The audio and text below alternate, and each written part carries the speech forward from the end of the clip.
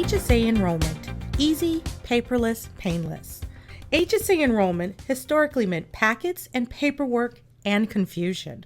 Consumers may complete a simple 5-step online paperless process to get signed up for the HSA and deposit funds the same day. Here's how it works.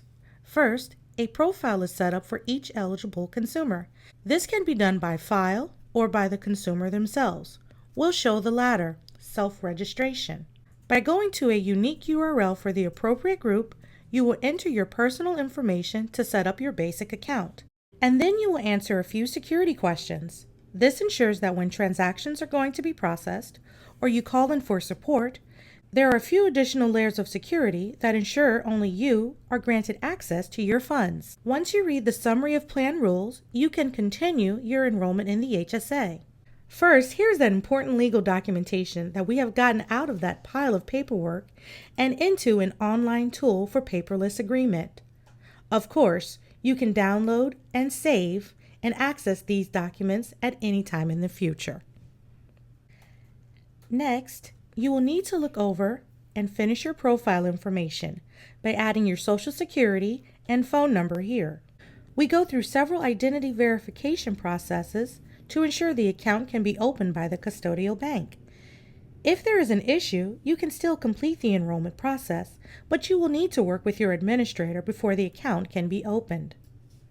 In this step, you may enter your dependents, a spouse or children that will be using the HSA funds.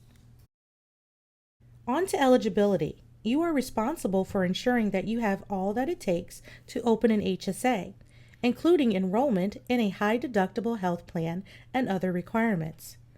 By indicating your coverage level, the system can track maximum annual contributions for you throughout the year and keep you on track. Payment options are next. Most importantly, the opportunity to sign up for direct deposit, a much more efficient way to get a reimbursement out of an HSA than waiting for a check in the mail. If there is a bank verification requirement on the account, a micro deposit will hit your bank account within a couple of days, and you will be prompted upon your next login to indicate the amount of the deposit and finalize the setup of your bank account. Finally, setting up a beneficiary requires either selection of a dependent or dependents already entered, or the entry of a beneficiary here. If you are married, it's important to note that per regulations, in order to name someone else as the primary beneficiary, you must get your spouse's signature on a form, accessed here, to waive beneficiary rights.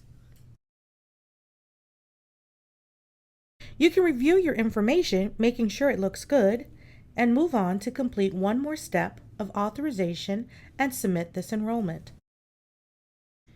You have now finished your HSA account enrollment, and contributions can now be processed.